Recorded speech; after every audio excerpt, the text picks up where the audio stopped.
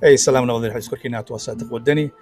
Maantadan waxaan rabnaa inaan ka hadalno koorsigii aan rabnay inaan ummadda Soomaaliyeed aan uga faa'iideyno, khaasatan kuwa dadka ku nool Afrika. Waxaan rabnaa inaan ka tusno dhinacyo fara badan oo u sahlaya in ay koorsiga ka soo qayb galaan. Inta badan way adag tahay in ay dadka intooda badan ee ku nool Afrika, khaasatan wadankii Soomaaliya iyo wadamada dariska ah ay ka soo qayb galaan Coursigan iyada ah. Inta badan sababa la xiriira awgood oo ku saabsan in bangiyadii Soomaaliya iyo bangiyadii khaasatan Afrika iyo wadamada qaarkood ee Asia ku yaala si ay taas u suurto gasho. Waxa aan jecelahay xaggan inaan ii sheeg aan wax yar ku bayaanino, aan ku cadeyno. Waxaa jira waxa loo yaqaano Payoneer waxa loo yaqaano Payoneer. haddii uu qofka www.payoneer.com uu galo wuxuu arkayaa accountingan iyada ah. Inta aadan accountingan samaysanin haddii aad joogto Soomaaliya, tusaale waxaan usoo qaadanayaa Premier Bank. Marka ugu horeysa waa inaad tagtaa meesha loo yaqaano Premier Bank haddii passport iyo waxun bay ku weydiin inaad la deal garayso, aad weydiisato in ay ku siiyaan waxa loo yaqaano account iyo bank card.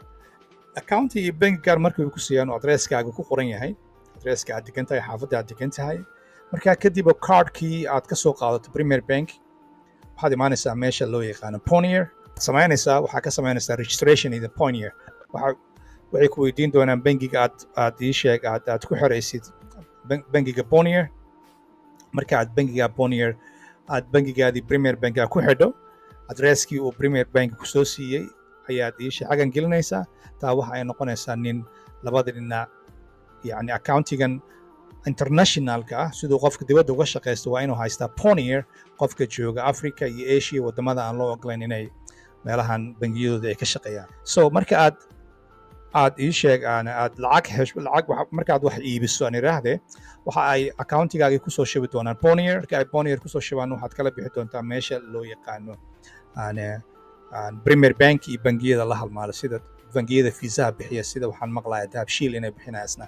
So waxaan rabaa tusaale meeshan inaan ka bixino Payoneer waxa ay guddo ay gasho iyo waxyaabaha ay kuu qaban karto. Okay, Payoneer waxay qabataa waxyaabo fara badan. Aad tusaale ahaan dahnaaga hoos u soo tagno wadamada bangiyada iyo waxyaabaha caalamiga ay la leedahay. Google haddii aad samayso waxa loo yaqaan digital marketing, Google AdSense hadaa ku shaqaysato way kaa caawinaysaa. eBay waa arkaysaa way kaa caawinaysaa. Airbnb way kaa caawinaysaa waxyaabaha guryaha la kareeyay. So main thing labadan Google iyo waxa ugu muhiimsan waxa loo yaqaano eBay. Okay, so that's the two things ay inta badan kaa saaciidi doontaa.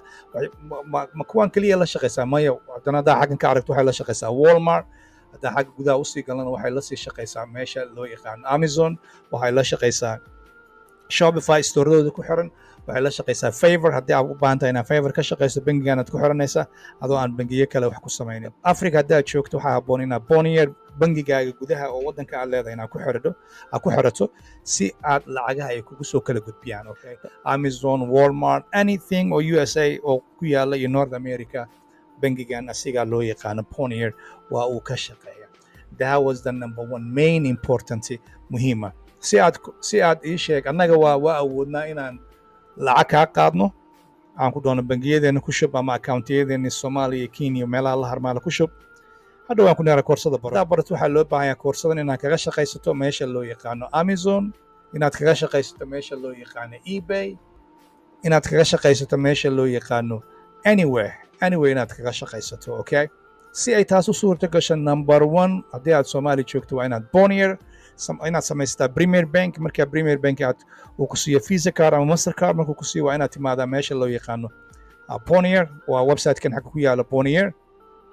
markaa Payoneer ka timaado kadib waa register garanaysaa. markaa register garaysan kadib ayaa waxaa register ka samayn doontaa meelaha loo yaqaano eBay, Amazon iyo Shopify iyo Etsy iyo meelaha la halmaala iyo AliExpress iyo waxaasoo dhan kulli completely. marka aad ka samayso waxa ay ku weydiinayaan waddankaad degantahay. marka address geyso waxay ku leeyihiin Payoneer account ma leedahay.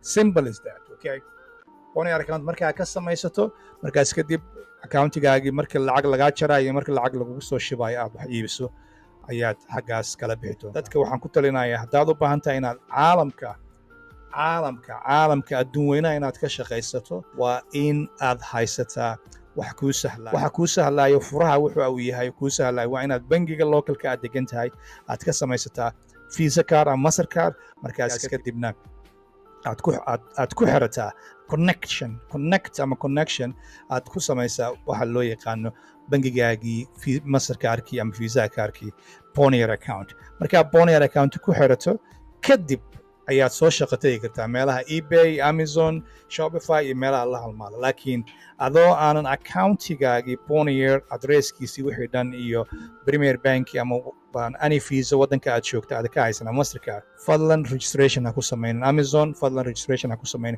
marka hore waa inaad Payoneer iyo wax gelisaa waxa lagu weydiin doonaa adresska US hadda eBay Amazon meelaha ka samayso waxa lagu weydiinaya address keenso laakiin haddii aad marka hore geliso addresskaada aad Payoneer ku xidho automatically that's the acceptable dad badan ayaa sameeya wadamada kala duwan ka yimaada wadamada kale Africa Masar Morocco Israel wadamadaas oo dhan waxa ay isticmaalaan waxa loo yaqaan Payoneer waagaag haddii aad jeceshahay koorsooyinkeena ka soo qayb gashaan koorsooyinkan aad u qurux badan oo tirada badan hadaa u baahantaa inaad ka soo qayb gashaan waxaan isku dayaynaa inaan idinkaga faa'iidano waxay noqonaysaa inaad bil walba lacago la yaqaanaad ka samayso waxa loo yaqaano dropshippingka haddana waxaa kuu sii dheer haddaad u sii baahato inaad koorsooyinkeena aad weli taxanaan la noqoto ku sii xigi doona aan bundle ku bixin doona waxa loo yaqaano Amazon sida lacagaha looga sameeyo haddadan aan koorsigoodii aan preparationka ama diyaarka ku jiray wasaadaq wadani iyo asxaabtiisa